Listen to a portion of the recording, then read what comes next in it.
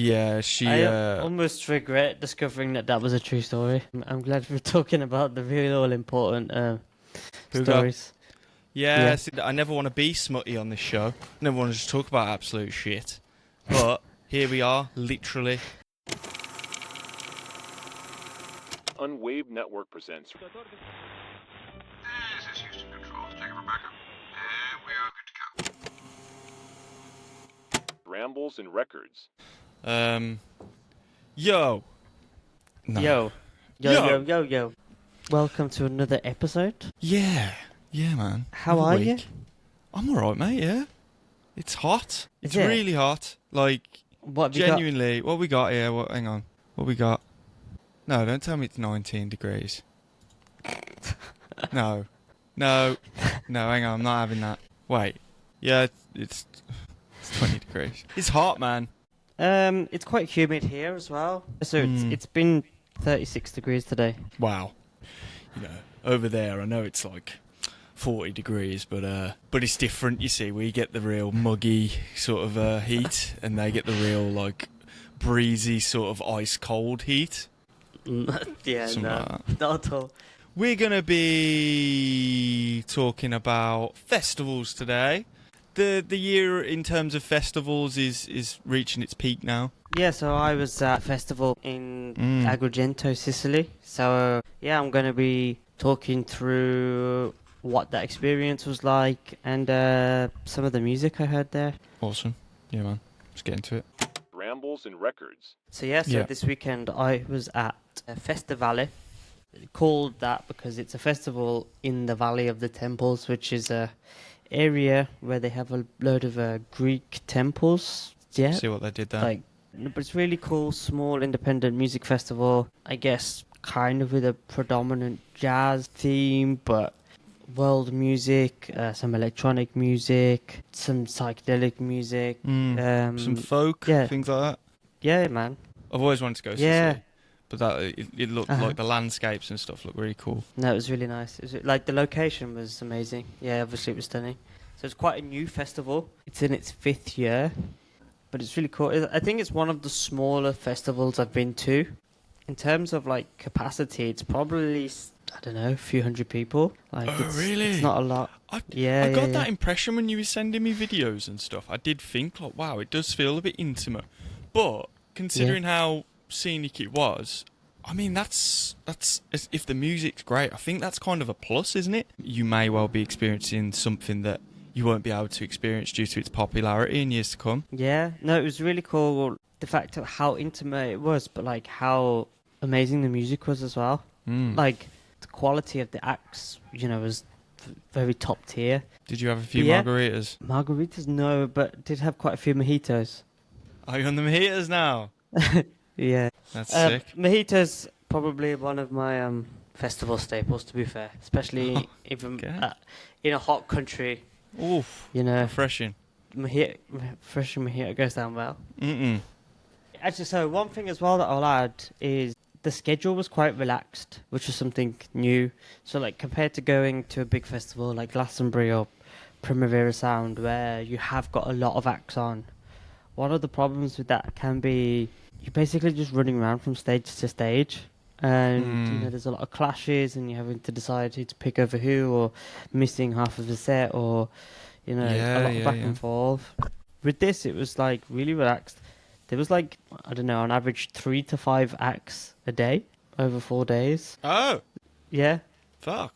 And there was no clashes, so because it was all scheduled so that you could technically go to everything. I like that. If I've you never wanted heard to. that. I've never heard that without some sort of sacrifice. Yeah, that's cool. It's a very laid back approach. I like it. So it's like, you know, every artist is, like, kind of very respected, almost legendary, or very exciting and up and coming in their own right. But they've, like, not just oversaturated the bill with as many people as they can. They've just curated, like, a nice lineup.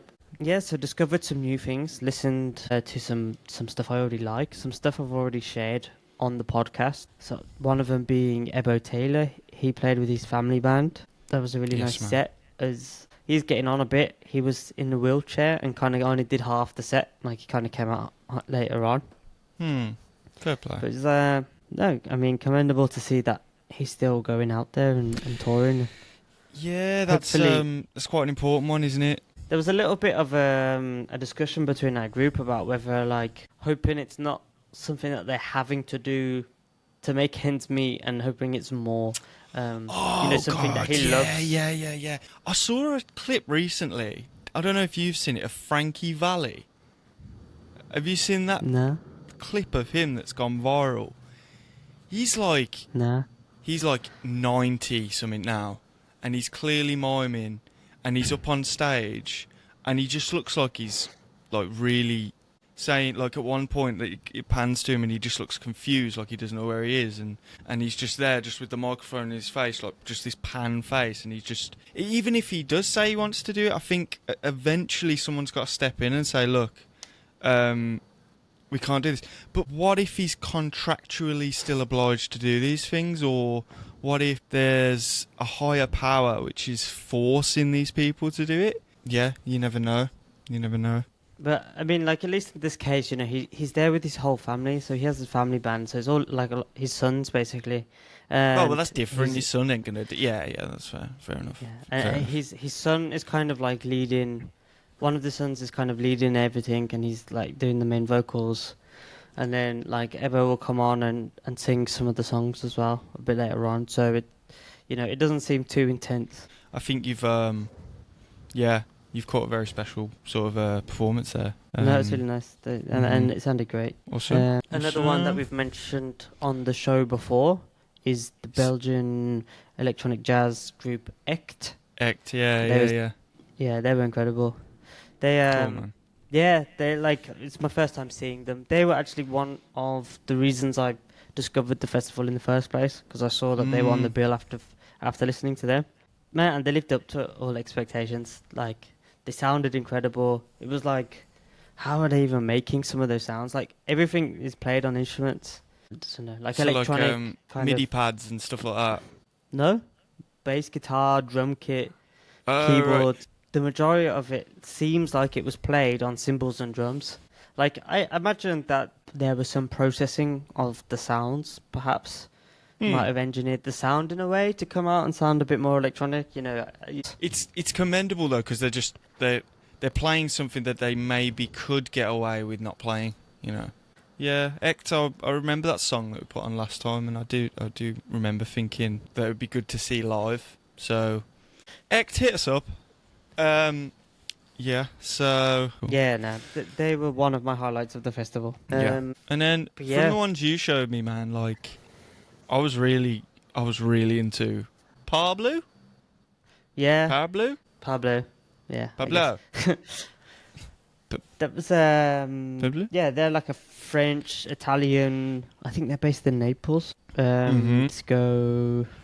Yeah, they were a lot of fun. They played on the last night. I just danced the whole time. It was great. Yeah, I really like that. The instruments in it just sounded great. Very upbeat and dance orientated, isn't it? So that's cool. Yeah, I'd love to pick up a record or two of theirs. Yeah, Bit the album like- art was cool as well.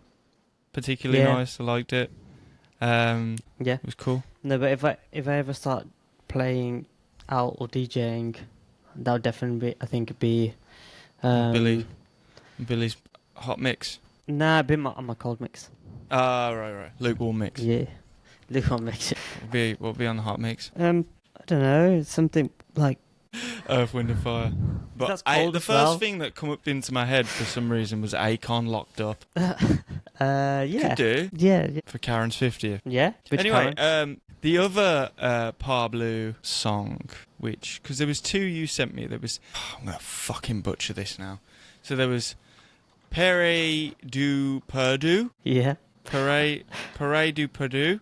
That was the latest release, 2024. That was pretty cool. But what I preferred was the other one you sent me, which was one released in 2020 called Pas de Saints or Paradis. Party. Yeah. Something Pas like that. de Saints or Paradis. My French pronunciation's probably got to be up there as one of the ones that are the worst for Ah. European languages. Yeah, forgive us. forgive us. But that one, we'll put the covers up as we're talking, just as like sort of audio description, because we can't speak. But that one, I preferred. I thought that was really, really good tune. Yeah, I'm really Yeah. digging the first one I sent you. I think it encapsulates their overall sound a bit more. Yeah. No, I like them. I could definitely see them at a festival in, They're Agrigento. touring a lot at the moment, but I think mostly in Italy. Rambles N Records. Yeah, so one set which was quite special was the opening set. And this is one that I haven't shown you yet, so we can maybe listen to one of these songs. Yeah, man, let's get into it. So the opening set of the weekend was by an Italian jazz bassist and composer called Rosa Brunello, and played in the temple site. So this is one of the sunset shows that they had, which takes place, during sunset. So you're here surrounded by the temples, the sun's going down. I think I did actually send you a video on the night of the drummer doing a solo. Yeah. And I remember that being really close as well. You practically touch him. Yeah. Not that you would. Just sort of stroke his I face. just went over and stroked his arms. Like, You're doing a great job. I might message him on Instagram and apologise. I would, mate. Had too many mojitos. Sick. But That's yeah, cool. no, it was like, it was definitely jazz, like the set, but it was still quite contemporary, modern jazz. Like, Yeah. it wasn't quite as contemporary as ECHT, maybe, with the full, like, electronic kind of sound. So she released an album in May, Mm-hmm. and all the songs on there are quite different and kind of show you a different perspective of what they're doing. And it maybe is a bit more experimental in some of the areas they're exploring, almost maybe sounds a bit improvised. So in the end, the song I'm going to show you is actually one from the previous album in 2022, which maybe just seemed to provide a fuller picture within the scope of a single song. Hell yeah. Let's get it on, man. So, cool. So this is Habibi Baby by Rosa Brunello. 3, 2, 1. Rambles N Records. Damn. That was really nice. I really like that. I love the horns. really I cool, love the isn't it? drums. The dub sort of drums just Mhm. made it sound really cool. How many drummers were there? 1. That's quite, yeah. Because I really liked with that particular song, like, I didn't know whether it was like rim shots or the bongos or whatever else is going on, but I think he had something on his kit, actually. just like a Like, little, it seems like you could imitate that, so, you're on the ride and then you just give those little, like, Just, drums, yeah, whether did it's like a bongo, did it, like, yeah. So I think that was cool. he did. The ride cymbal was like jazz, but then everything else was just something you wouldn't normally associate with jazz. So very, very nice. Yeah, no, really enjoyed it. Good little one to bring to the table. Yeah, so I'm going to butcher some more names, but some other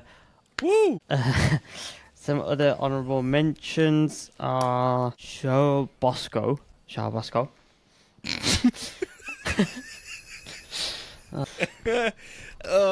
Okay, yeah. I need Nailed to it. learn more languages. Right, so Nailed it. he's quite big in Brazil. He was new to me, but he was really cool. But honourable mentions are Richard Barnett and Alfredo Rodriguez trio played a set. Nailed it. Yeah, that one was not too bad.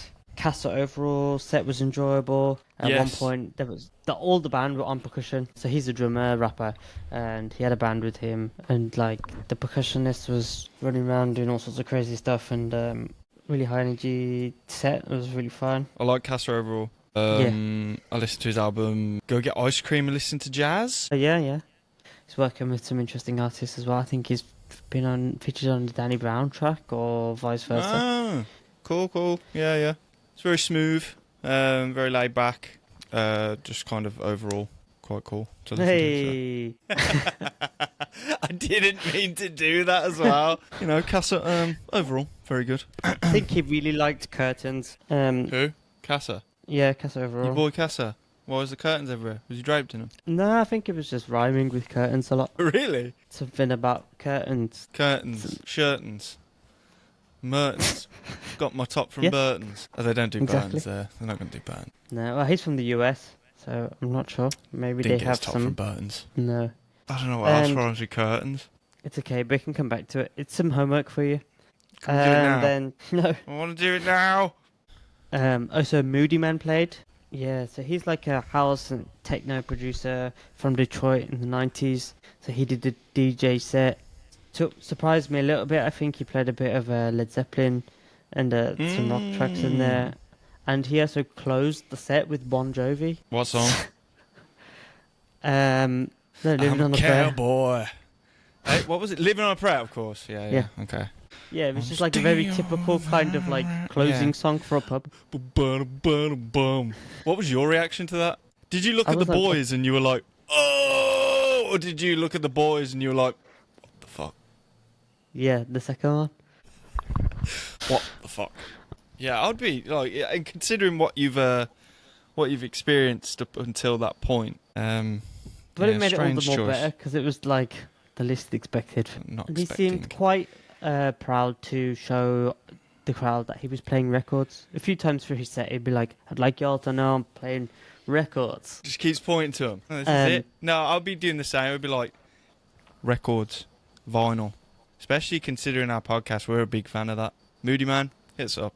Yeah. Moodymann hit us up, yeah. I'm going to give an honourable mention to a band called Il Mago Del Gelato, an Italian jazz band. Yeah. They get the honourable mention for the best name. It translates roughly to the ice cream wizard. Nice. Okay. And, And then obviously Kassa Overall, you got the ice cream album that I listened to. There's a lot of ice cream references. Maybe that was on purpose. Anyway, finally, Good enough. last one I'm going to mention is Altin Gün. Oh, they were sick. I enjoyed Yeah. them. Yeah. Okay. Yeah, they're really cool.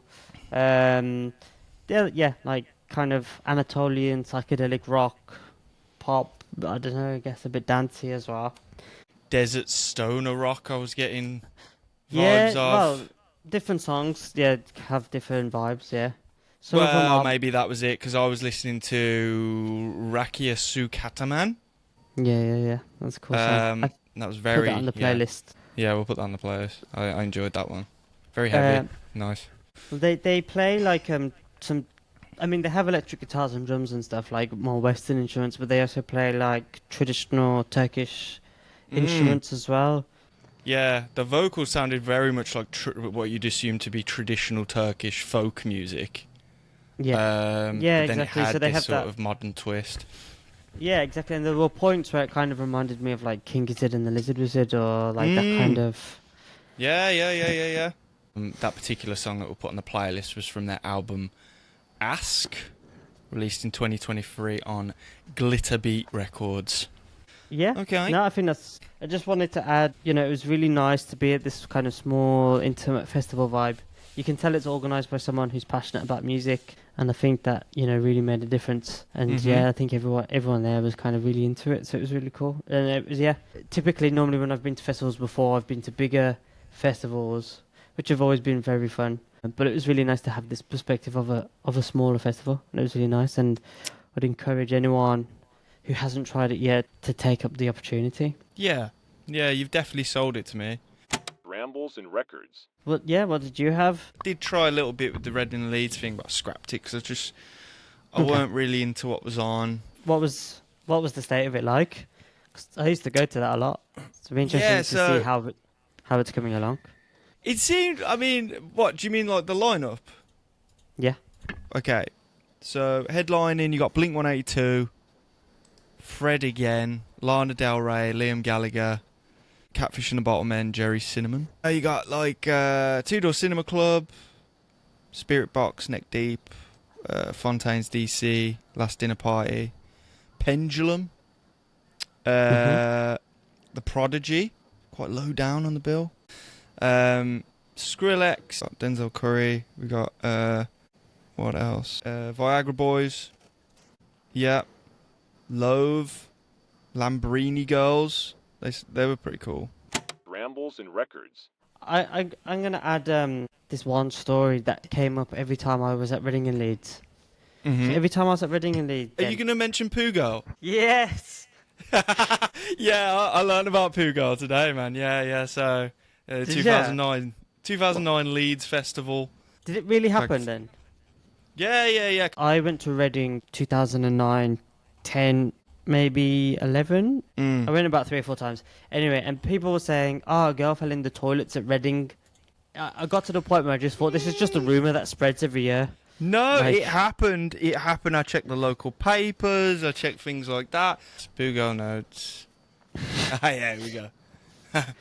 Okay, so after finishing her business, she accidentally dropped her handbag in the toilet.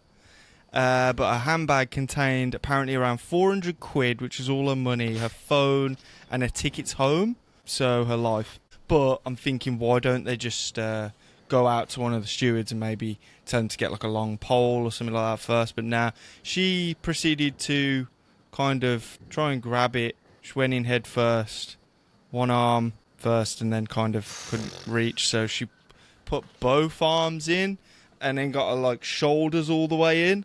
And then she went down and then she couldn't get out. Yeah, she was waist deep and shit. And I almost regret discovering that was a true story. yeah, man. I'm glad we're talking about the real all-important Puga. stories. Yeah, Yeah. see, I never want to be smutty on this show. Never want to just talk about absolute shit. But here we are, literally. So Rambles N Records. What have you been listening to this week? nothing. I've just been reading about Pugo. No. All week. Record-wise, I went to a car boot the other day. Did a car boot.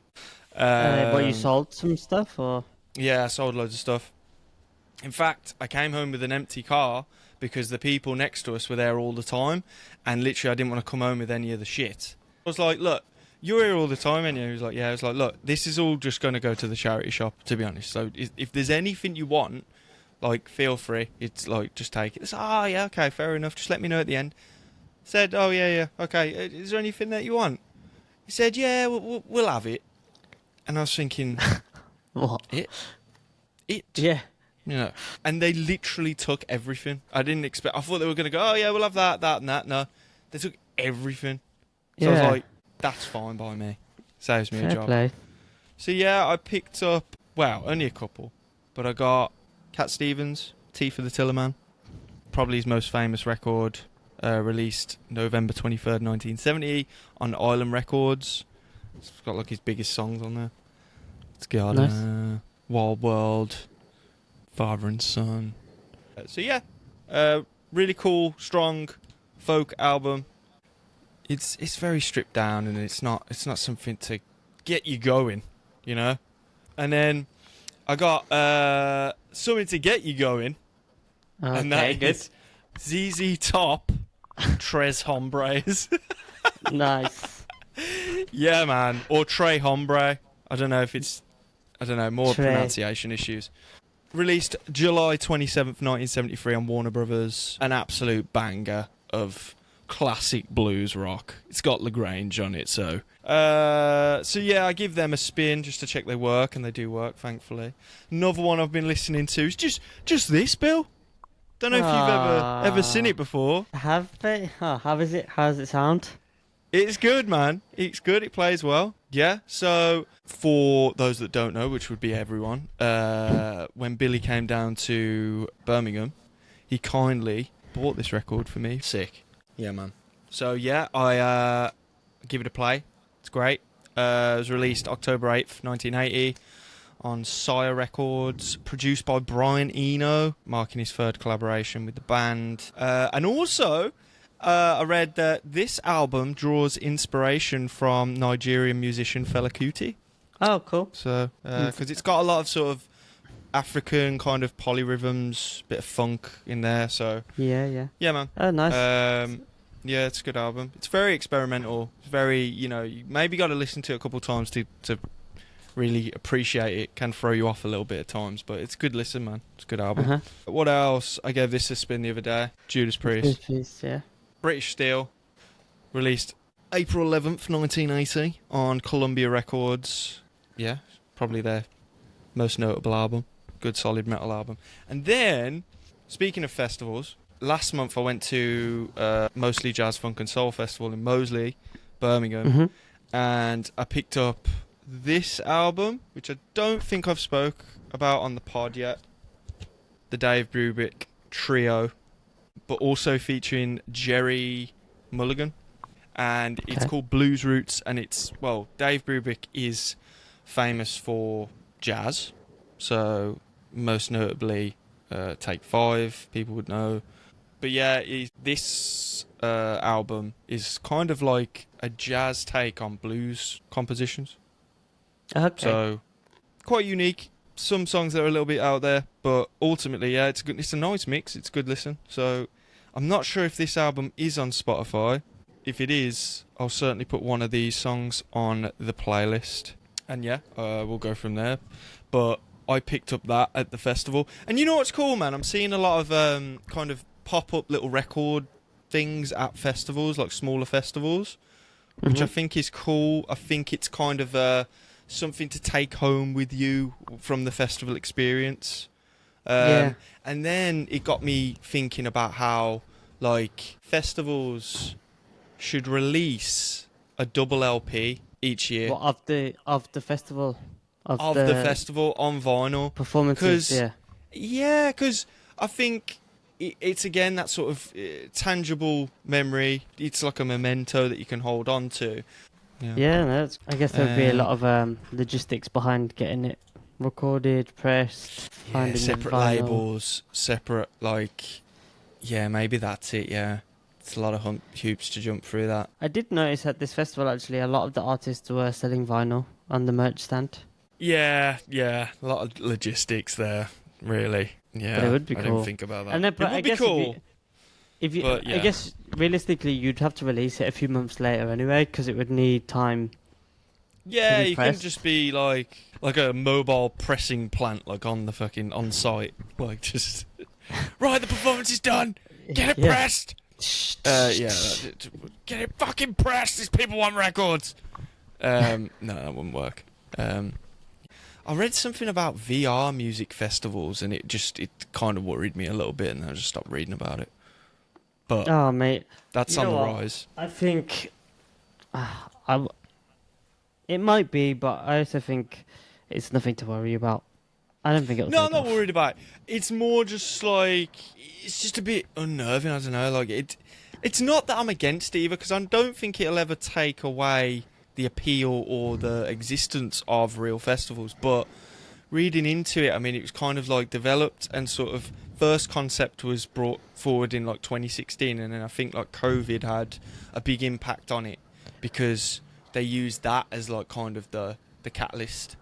And then from there, they've just been trying to refine it, and they've been kind of endorsing certain artists and certain sponsors to get involved, and it's becoming more of a kind of established thing. And I kind of get there are some pros to it, I guess, you know, in terms of like accessibility.